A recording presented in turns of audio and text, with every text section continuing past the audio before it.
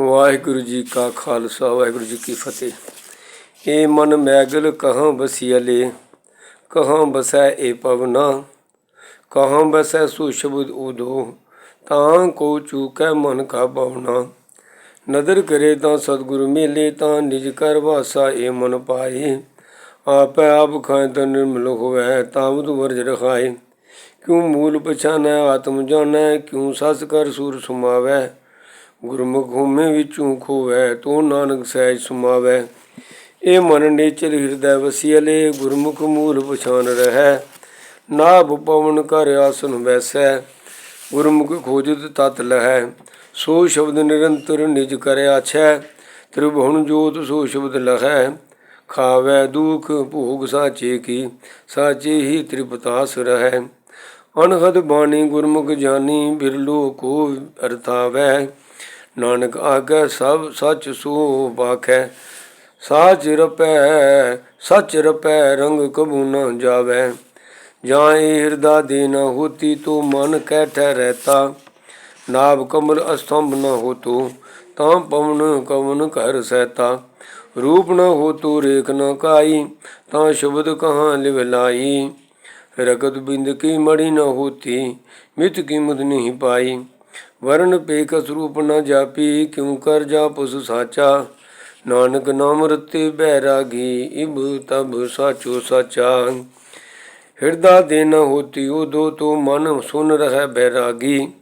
ਨਾਭ ਕਮਲ ਅਸਤੰਭ ਨ ਹੋਤੋ, ਤਾਂ ਨਿਜ ਕਰ ਬਸਤ ਅਪਵਨ ਉਪਵਨ ਅਨਰਾਗੀ।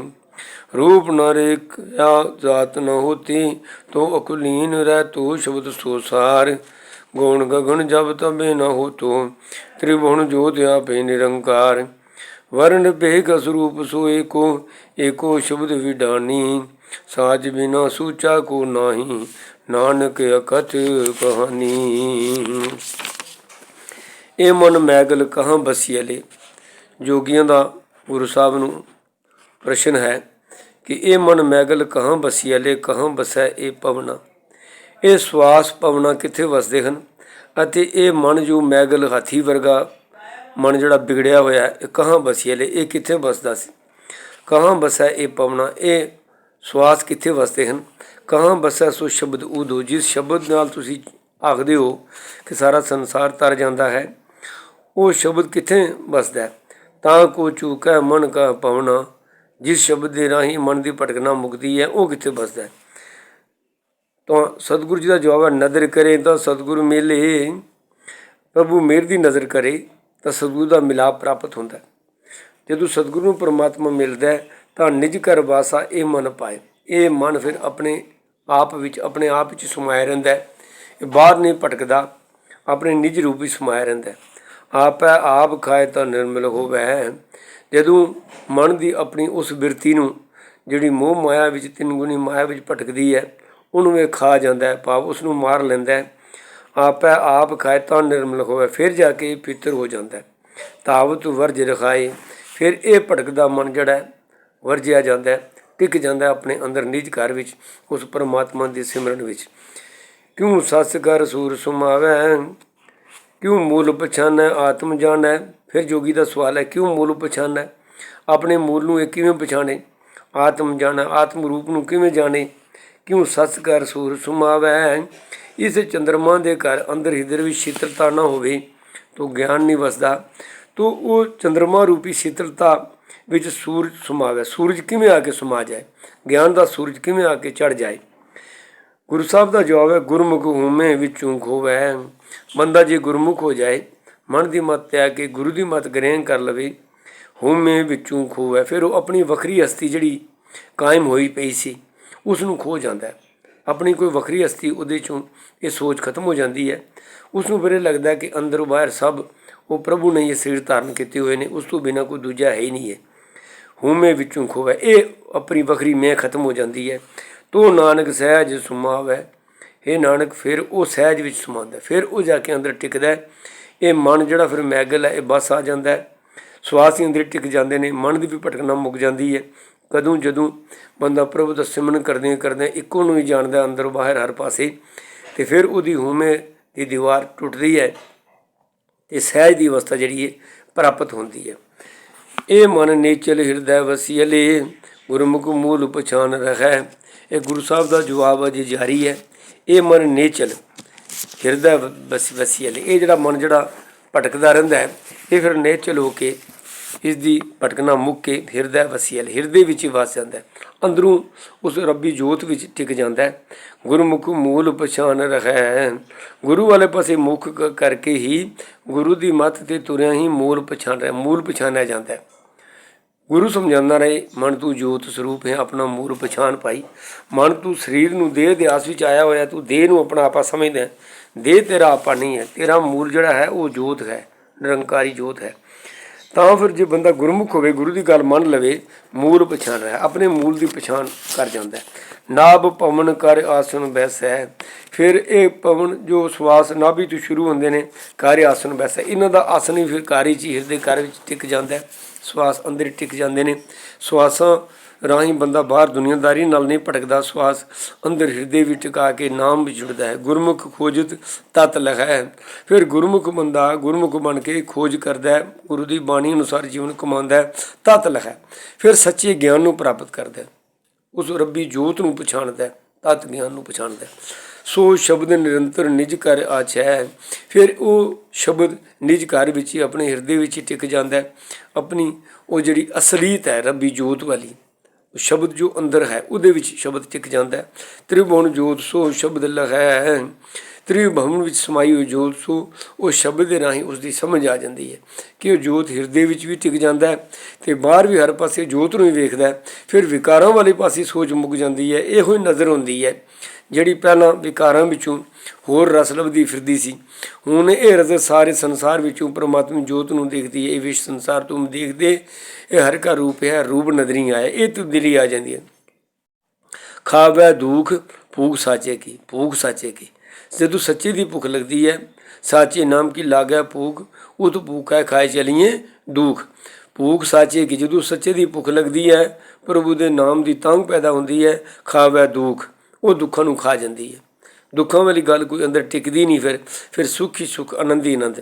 ਸਾਚੇ ਹੀ ਤ੍ਰਿਪਤਾਸ ਰਹਿ, ਉਹ ਫਿਰ ਸੱਚੇ ਪਰਮਾਤਮਾ ਜੁੜ ਕੇ ਤ੍ਰਿਪਤ ਹੋ ਜਾਂਦਾ। ਤ੍ਰਿਪਤਾਸ ਉਹ ਯਾਨੀ ਇੱਕ ਟਿਕਾਊ ਵਾਲੇ ਘਰ ਵਿੱਚ, ਇੱਕ ਸਹਿਜ ਵਾਲੇ ਘਰ ਵਿੱਚ ਆ ਕੇ ਸੁਰਤੀ ਟਿਕ ਜਾਂਦੀ ਹੈ।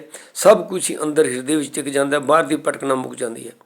ਅਣਹਦ ਬਾਣੀ ਗੁਰਮੁਖ ਜਾਨੀ, ਫਿਰ ਉਹ ਅਣਹਦ ਬਾਣੀ ਭਾਵ ਇੱਕ ਰਸ ਰੱਬੀ ਰੋ, ਰੱਬੀ ਜੋਤ ਜੋ ਹਿਰਦਿਆਂ ਵਿੱਚ ਟਿਕੀ ਹੋਈ ਹੈ, ਉਸ ਨੂੰ ਜਾਣ ਲੈਂਦਾ ਗੁਰਮੁਖ ਜਾਨੀ। ਪਰ ਕਿਸ ਤਰ੍ਹਾਂ ਗੁਰਮੁਖ ਬਣ ਕੇ ਉਹ ਜਾਣ ਲਈ, ਬਿਰਲੋ ਕੋ ਅਰਥਾਵੈ, ਕੋਈ ਵਿਰਲਾ ਬੰਦਾ ਫਿਰ ਇਸ ਨੂੰ ਅਰਥਾਂਦਾ, ਭਾਵ ਇਸ ਗੱਲ ਨੂੰ ਸਮਝਦਾ ਔਰ ਸਮਝਾਉਂਦਾ। ਨਾਨਕ ਆਖੈ ਸੱਚ ਸੋ ਪਾਖੈ, ਇਹ ਨਾਨਕ ਆਖਦਾ ਹੈ ਉਹ ਬੰਦਾ ਫਿਰ ਉਸ ਸੱਚ ਦੀ ਗੱਲ ਕਰਦਾ, ਸੱਚ ਦੀ ਵਿਚਾਰ ਕਰਦਾ, ਸੱਚ ਨੂੰ ਸਮਝਾਉਂਦਾ। ਸੱਚ ਰਪੈ ਰੰਗ ਕਬੂ ਨਾ ਜਾਵੈ, ਫਿਰ ਉਸ ਸੱਚੇ ਰੱਬ ਵਿੱਚ ਰੰਗਿਆ ਹੋਇਆ ਬੰਦਾ, ਇਹ ਰੰਗ ਫਿਰ ਕਦੇ ਉਤਰਦਾ ਨਹੀਂ। ਸਦਾ ਵਾਸਤੇ ਸਦੀਵੀ ਤੌਰ 'ਤੇ ਆਤਮ ਅਵਸਥਾ ਇਤਨੀ ਪੱਕੀ ਹੋ ਜਾਂਦੀ ਹੈ, ਜਿਵੇਂ ਜਪਚਾ ਵਿਆ ਕਿ ਕਰਮਖੰਡ ਕੀ ਬਾਣੀ ਜ਼ੋਰ, ਤਿੱਥੈ ਹੋਰ ਨ ਕੋਈ ਹੋਰ, ਤਿੱਥੈ ਜੋਧ ਮਹਾਂਬਲ ਸੂਰ, ਤਿਨ ਮੇਂ ਰਾਮ ਰਿਹਾ ਭਰਪੂਰ। ਉਹ ਭਰਪੂਰ ਰਾਮ ਵਾਲੀ ਅਵਸਥਾ ਜਿਹੜੀ ਨਕਾ ਨਕ ਹਿਰਦੇ ਵਿੱਚ ਨਾਮ ਭਰਿਆ, ਫਿਰ ਇਹ ਸੁਰਤੀ ਭਟਕਦੀ ਨਹੀਂ, ਹੁਣ ਸਦਾ ਲਈ ਟਿਕ ਜਾਂਦੀ। ਇਹ ਰੰਗ ਫਿਰ ਕਦੇ ਉਤਰਦਾ ਨਹੀਂ। ਸਾਚ ਰਪੈ ਰੰਗ ਕਬੂ ਨਾ ਜਾਵੇ, ਜਾਂ ਇਹ ਹਿਰਦਾ ਦੇਹ ਨਾ ਹੋਤੀ ਤੋ ਮਨ ਕਹਿ ਠਹਿਰਤਾ। ਜੋਗੀਆਂ ਦਾ ਫਿਰ ਸਵਾਲ ਸ਼ੁਰੂ ਹੋਇਆ ਕਿ ਜਦੋਂ ਇਹ ਹਿਰਦਾ ਹੀ ਨਸੀ, ਇਹ ਦੇਹ ਹੀ ਨਸੀ, ਤੋ ਮਨ ਕਹਿ ਠਹਿਰਤਾ, ਉਸ ਲਈ ਮਨ ਕਿੱਥੇ ਰਹਿੰਦਾ ਸੀ। ਨਾਭ ਕਮਲ ਅਸਤਮ ਨਾ ਹੋਤੋ ਤਾਂ ਪਵਨ ਕਵਨ ਘਰ ਸਹਿਤਾ, ਜਦੋਂ ਨਾਭੀ ਨਹੀਂ ਸੀ ਜਿੱਥੋਂ ਸਵਾਸ ਉੱਠਦੇ ਨੇ, ਨਾਭ ਕਮਲ ਨਹੀਂ ਸੀ, ਇਹ ਨਾਭੀ ਦਾ ਥੰਮ ਵੀ ਨਹੀਂ ਸੀ, ਤਾਂ ਪਵਨ ਕਵਨ ਕਰ ਰਿਹਾ ਤਾ, ਫਿਰ ਇਹ ਸਵਾਸ, ਇਹ ਸ਼ਬਦ ਕਿੱਥੇ ਟਿਕਦਾ ਸੀ। ਰੂਪ ਨਾ ਹੋਤੋ ਰੇਖ ਨਾ ਕਾਈ, ਤਾਂ ਸ਼ਬਦ ਕਹਾਂ ਲਿਵ ਲਾਈ, ਜਦੋਂ ਸੰਸਾਰ ਦਾ ਕੋਈ ਰੂਪ ਰੰਗ ਹੈ ਹੀ ਨਹੀਂ ਸੀ, ਪਾਪ ਸਰਗੁਣੀ ਸੰਸਾਰ ਹੈ ਹੀ ਨਹੀਂ ਸੀ, ਤਾਂ ਸ਼ਬਦ ਕਹਾਂ ਲਿਵ ਲਾਈ, ਉਸ ਲਈ ਸ਼ਬਦ ਕਿੱਥੇ ਲਿਵ ਲਾਉਂਦਾ ਸੀ। ਸਰਗੁਣ ਰੂਪ ਸ਼ਬਦ ਵਿੱਚ ਲਿਵ ਜੋੜਦਾ, ਜਿਵੇਂ ਅਸੀਂ ਸਰਗੁਣ ਰੂਪ ਵਿੱਚ ਹਾਂ, ਸਰੀਰ ਵਿੱਚ ਹਾਂ, ਤੋ ਜਦੋਂ ਇਹ ਹੈ ਹੀ ਨਹੀਂ ਸੀ, ਤਾਂ ਸ਼ਬਦ ਕਹਾਂ ਲਿਵ ਲਾਈ। ਰਕਤ ਬਿੰਦ ਕੀ ਮੜੀ ਨਾ ਹੋਤੀ, ਮਿਤ ਕੀਮਤ ਨਹੀਂ ਪਾਈ, ਜਦੋਂ ਪਿਤਾ ਦਾ ਬੀਜ ਅਤੇ ਮਾਤਾ ਦੀ ਰਕਤ ਵਾਲੀ ਇਹ ਸਰੀਰਕ ਮੜੀ ਨਸੀ ਬਣੀ, ਮੜੀ ਨਾ ਹੋਤੀ ਮਿਤ ਕੀਮਤ ਨਹੀਂ ਪਾਈ, ਫਿਰ ਇਹ ਕੀਮਤ ਮਿਤ ਕਿਸ ਤਰ੍ਹਾਂ ਪਾਈ, ਕੌਣ ਇਹਦੀ ਕੀਮਤ ਪਾਏ, ਇਸ ਰੱਬੀ ਰੂਪ ਦੀ, ਰੱਬੀ ਨਾਮ ਦੀ, ਸ਼ਬਦ ਦੀ, ਉਹ ਉਸ ਲਈ ਇਸ ਦੀ ਮਿਤੀ ਕੌਣ ਜਾਣੇ, ਜਦ ਹੈ ਹੀ ਨਹੀਂ ਸੀ ਕੋਈ ਨਾਪਣ ਤੋਲਣ ਵਾਲਾ ਹੀ। ਵਰਨ ਭੇਖ ਅਸਰੂਪ ਨਾ ਜਾਪੀ। ਜਿਸ ਦਾ ਕੋਈ ਰੂਪ ਰੰਗ ਵਰਨ ਭੇਖ ਲਿਬਾਸ ਹੀ ਨਹੀਂ, ਰੂਪ ਹੀ ਨਹੀਂ, ਕਿਉਂ ਕਰ ਜਾਪ ਸਾਚਾ। ਐਸਾ ਸੱਚਾ ਪਰਮਾਤਮਾ ਕਿਵੇਂ ਜਾਣਿਆ ਜਾਏ, ਕਿਵੇਂ ਪਛਾਣਿਆ ਜਾਏ। ਨਾਨਕ ਨਾਮ ਰਤੇ ਬੈਰਾਗੀ ਇਬ ਤਬ ਸਾਚੋ ਸਾਚਾ। ਇਸ ਸਵਾਲ ਦਾ ਜਵਾਬ ਗੁਰੂ ਜੀ ਪਹਿਲਾਂ ਦੀ ਇਸ ਆਖਰੀ ਪੰਕਤੀ ਵਿੱਚ ਮੁਖਤਸਰ ਵੀ ਦਿੰਦੇ ਨੇ ਕਿ ਨਾਨਕ ਨਾਮ ਰਤੇ ਬੈਰਾਗੀ। ਇਹ ਨਾਨਕ ਜਿਹੜੇ ਰੱਬ ਦੇ ਨਾਮ ਵਿੱਚ ਰੰਗੇ ਜਾਂਦੇ ਨੇ ਉਹ ਸਹੀ ਬੈਰਾਗੀ ਨੇ, ਕਿਉਂਕਿ ਉਹ ਸੰਸਾਰ ਵਾਲੇ ਪਾਸੋਂ ਮੋਹ ਮਾਇਆ ਤ੍ਰਿਬੋਣੀ ਮਾਇਆ ਵਾਲੇ ਪਾਸੋਂ ਵਿਰਾਗ ਧਾਰਨ ਕਰ ਲੈਂਦੇ ਨੇ। ਇਸ ਦੀ ਖਿੱਚ ਉਹਨਾਂ ਨੂੰ ਨਹੀਂ ਪੈਂਦੀ। ਇਹ ਬਤਬ ਸਾਚੋ ਸਾਚਾ ਉਹਨਾਂ ਨੂੰ ਦਿਸਦਾ ਹੈ ਕਿ ਇਹ ਲੋਕ ਪਰਲੋਕ ਵਿੱਚ ਹਰ ਥਾਂ 'ਤੇ ਅੰਦਰ ਬਾਹਰ ਸਭ ਉਹ ਸੱਚੋ ਸੱਚਾ ਪਰਮਾਤਮਾ ਹੀ ਵਸਦਾ ਹੈ, ਉਹੀ ਸਾਰੇ ਪਾਸੇ ਸਮਾਇਆ ਹੋਇਆ। ਹਿਰਦਾ ਦੇ ਨਾ ਹੋਤੀ ਉਦੋਂ ਤੋਂ ਮਨ ਸੁਨ ਰਹਿ ਬੈਰਾਗੀ। ਹੁਣ ਗੁਰੂ ਜੀ ਜਵਾਬ ਦੇ ਰਹੇ ਨੇ ਕਿ ਜਦੋਂ ਹਿਰਦਾ ਦੇ ਕੁਛ ਨਹੀਂ ਸੀ ਤੇ ਹਿਰਦਾ ਦੇ ਨਾ ਹੋਤੀ ਉਦੋਂ ਇਹ ਜੋਗੀ ਜਦੋਂ ਇਹ ਨਹੀਂ ਸਨ ਤੋ ਮਨ ਸੁਨ ਰਹਿ ਬੈਰਾਗੀ। ਉਹ ਪਰਮਾਤਮਾ ਜਿਹੜੀ ਆਪਣੀ ਨਿਜ ਸੁਨ ਅਵਸਥਾ ਸੀ ਇਹ ਉਹਦੇ ਵਿੱਚ ਹੀ ਟਿਕਿਆ ਰਹਿੰਦਾ ਸੀ ਉਸ ਵੇਲੇ ਮਨ। ਨਾਭ ਕਮਲ ਸਤੰਭ ਨ ਹੋਤੋ ਤਾਂ ਨਿਜ ਕਰ ਵਸਤ ਉਪਵਨ ਅਨੁਰਾਗੀ। ਜਦੋਂ ਨਾਭੀ ਕਮਲ ਹੀ ਨਹੀਂ, ਸਰੀਰ ਹੀ ਨਹੀਂ ਸੀ ਤੇ ਨਾਭ ਕਮਲ ਹੀ ਨਹੀਂ ਸੀ, ਸਵਾਸਾਂ ਨੂੰ ਚਲਾਉਣ ਦੀ ਲੋੜ ਹੀ ਨਹੀਂ ਸੀ ਤੇ ਇਹ ਸਾਰਾ ਕੁਝ ਉਸ ਨਿਜ ਰੂਪ ਪਰਮਾਤਮਾ ਵੀ ਸੁਨ ਅਵਸਥਾ ਵਿੱਚ ਟਿਕਿਆ ਹੋਇਆ ਸੀ। ਨਿਰੰਕਾਰ ਵਿੱਚ ਹੀ ਸਭ ਕੁਝ ਟਿਕਿਆ ਹੋਇਆ ਸੀ। ਨਿਰੰਕਾਰ 'ਚ ਇਹ ਸਭ ਕੁਝ ਉਪਜ ਕੇ ਇਸ ਸੰਸਾਰ ਦੀ ਖੇਡ ਜਿਹੜੀ ਹੈ ਸਵਾਸਾਂ ਵਾਲੀ, ਮਨ ਦੀ ਭਟਕਣਾ ਵਾਲੀ ਸਾਰੀ ਦੌੜ ਉਦੋਂ ਸ਼ੁਰੂ ਹੋਈ ਜਦੋਂ ਨਿਰਗੁਣ ਤੇ ਸਰਗੁਣ ਥੀਆ, ਸਰਗੁਣ ਬਣਿਆ। ਇਸ ਤੋਂ ਪਹਿਲਾਂ ਨਿਰਗੁਣ ਵੀ ਸਾਰਾ ਕੁਝ ਨਿਰਗੁਣ ਵਿੱਚ ਹੀ ਸਮਾਇਆ ਹੋਇਆ ਸੀ। ਰੂਪ ਨਾ ਰੇਖਿਆ ਜ਼ਾਤ ਨਾ ਹੋਤੀ ਤੋ ਅਕੁਲੀਨ ਰਹਿਤੋ ਸ਼ਬਦ ਸੋ ਸਾਰ। ਜਦੋਂ ਕੋਈ ਰੂਪ ਨਹੀਂ ਸੀ, ਰੇਖ ਨਹੀਂ ਸੀ, ਜ਼ਾਤ ਨਹੀਂ ਸੀ, ਜੀਵ ਨਹੀਂ ਸਨ, ਜੰਤ ਨਹੀਂ ਸੀ, ਤਦੋਂ ਇਹ ਜਿਹੜਾ ਸ਼ਬਦ ਸੀ ਉਸ ਨਿਜ ਘਰ ਰੂਪ ਪਰਮਾਤਮਾ ਦੇ ਵਿੱਚ ਹੀ ਸਮਾਇਆ ਹੋਇਆ ਸੀ। ਗੌਣ ਗਗਨ ਜਬ ਤਬੇ ਨਾ ਹੋਤੋ। ਜਦੋਂ ਕੋਈ ਗੌਣ ਗਗਨ ਨਾ ਧਰਤੀ ਸੀ ਨਾ ਆਕਾਸ਼ ਸੀ, ਜਬ ਤਬੇ ਨਾ ਹੋਤੋ ਜਦੋਂ ਕੋਈ ਵੀ ਨਹੀਂ ਸੀ। ਤ੍ਰਿਭੁਵਨ ਜੋਤ ਆਪੇ ਨਿਰੰਕਾਰ। ਉਸ ਵਕਤ ਨਿਰੰਕਾਰ ਰੂਪ ਵਿੱਚ ਨਿਰਗੁਣ ਰੂਪ ਵਿੱਚ ਤ੍ਰਿਭੁਵਨ ਜੋਤ ਜਿਹੜੀ ਹੈ, ਜਿਹੜੀ ਅੱਜ ਸਾਰੇ ਪਾਸੇ ਵਿਆਪਕ ਹੈ, ਆਪਣੇ ਨਿਜ ਰੂਪ ਵਿੱਚ ਹੀ ਸਮਾਈ ਹੋਈ ਸੀ। ਵਰਨ ਭੇਖ ਅਸਰੂਪ ਸੋ ਏਕੋ ਸ਼ਬਦ ਵਿਡਾਨੀ। ਉਹ ਵਰਨ ਭੇਖ ਅਸਰੂਪ ਸੋ ਸਾਰਾ ਜੋ ਕੁਝ ਵੀ ਹੈ ਰੂਪ ਵਾਲਾ ਤੇ ਅਨਰੂਪ ਵਾਲਾ, ਸਰਗੁਣ ਤੇ ਨਿਰਗੁਣ, ਉਹ ਆਪ ਹੀ ਪਰਮਾਤਮਾ ਆਪ ਹੀ ਹੈ। ਏਕੋ ਸ਼ਬਦ ਵਿਡਾਨੀ। ਔਰ ਉਸੇ ਦੀ ਸ਼ਬਦ ਦੀ ਵਡਿਆਈ ਹੈ ਕਿ ਇਹ ਸ਼ਬਦ ਸਭ ਉਹਦੇ ਵਿੱਚ ਸਮਾਇਆ ਹੋਇਆ ਸੀ, ਸਰਗੁਣ ਰੂਪ ਹੀ ਉਹਦੇ ਵਿੱਚ ਹੀ ਸਮਾਇਆ ਹੋਇਆ ਸੀ, ਜਿਸ ਤੋਂ ਫਿਰ ਨਿਰਗੁਣ ਤੋਂ ਮੁੜ ਕੇ ਸਰਗੁਣ ਰੂਪ ਪਰਮਾਤਮਾ ਨੇ ਇਹ ਬਣਾਇਆ। ਸਾਜ ਬਿਨਾ ਸੂਚਾ ਕੋ ਨਾਹੀਂ। ਤੇ ਉਸ ਸੱਚੇ ਰੱਬ ਤੋਂ ਬਿਨਾ ਉਹ ਜਿਹੜਾ ਨਿਰੰਕਾਰ ਰੂਪ ਹੈ, ਦ੍ਰਿਸ਼ਟਮਾਨ ਸੰਸਾਰ ਨਾਸ਼ ਹੋਣਾ ਸਾਰਾ, ਇਹ ਕ੍ਰੀਏਸ਼ਨ ਹੈ, ਇਹ ਪ੍ਰਭੂ ਨਹੀਂ, ਇਹ ਪ੍ਰਭੂ ਦਾ ਰੂਪ ਹੈ, ਪ੍ਰਭੂ ਦਾ ਸਰਗੁਣ ਰੂਪ ਹੈ। ਲੇਕਿਨ ਪ੍ਰਭੂ ਦਾ ਜੋ ਅਸਲ ਰੂਪ ਹੈ ਉਹ ਹੈ ਨਿਰੰਕਾਰ ਨਿਰਗੁਣ ਰੂਪ, ਜੋ ਸਭ ਤੋਂ ਆਰੰਭ ਵਿੱਚ ਸੀ ਜਦੋਂ ਸ੍ਰਿਸ਼ਟੀ ਨਹੀਂ ਸੀ। ਉਸ ਸੱਚੇ ਵਿੱਚ ਜੁਨ ਤੋਂ ਬਿਨਾ ਸਾਜ ਬਿਨਾ ਸੂਚਾ ਕੋ ਨਹੀਂ। ਕੋਈ ਸੂਚਾ ਨਹੀਂ ਹੋ ਸਕਦਾ, ਕੋਈ ਪਵਿੱਤਰ ਨਹੀਂ ਹੋ ਸਕਦਾ, ਮਨ ਵਿਕਾਰ ਤੋਂ ਪਿੱਛੇ ਨਹੀਂ ਹਟ ਸਕਦਾ, ਤ੍ਰਿਭੁਵਨੀ ਮਾਇਆ ਦੇ ਹਉਮੈ ਦੇ ਰੋਗ ਤੋਂ ਪਿੱਛੇ ਨਹੀਂ ਹਟ ਸਕਦਾ ਉਹ। ਨਾਨਕ ਅਕਥ ਕਹਾਣੀ ਹੈ। ਨਾਨਕ ਇਹ ਬੜੀ ਨਾ ਕਥੇ ਜਾਣ ਵਾਲੀ ਕਹਾਣੀ ਹੈ। ਇਹ ਬੜਾ ਅਚਰਜ ਵਿਸਮਾਦ ਗਿਆਨ ਹੈ ਕਿ ਉਸ ਸੱਚੇ ਵਿੱਚ ਜੁੜਨ ਦੇ ਨਾਲ ਹੀ ਇਹਨਾਂ ਸਾਰੀ ਜਦੋਂ ਮੁਕਤੀ ਪ੍ਰਾਪਤ ਹੁੰਦੀ ਹੈ ਔਰ ਹਿਰਦੇ ਵਿੱਚ ਹੀ ਮਨ ਟਿਕ ਜਾਂਦਾ, ਸ਼ਬਦ ਵੀ ਟਿਕ ਜਾਂਦਾ, ਸਭ ਕੁਝ ਜਿੱਥੋਂ ਇਹ ਆਇਆ ਸੀ ਉੱਥੇ ਮੁੜ ਕੇ ਜਾ ਟਿਕਦਾ। ਉਸੇ ਨਿਜ ਘਰ ਵੀ ਜਾ ਕੇ ਸਮਾਣਾ ਇਹ ਸਾਰੇ ਜੀਵਨ ਦਾ ਮਨੋਰਥ ਵੀ ਹੈ। ਵਾਹਿਗੁਰੂ ਜੀ ਕਾ ਖਾਲਸਾ, ਵਾਹਿਗੁਰੂ ਜੀ ਕੀ ਫਤਿਹ।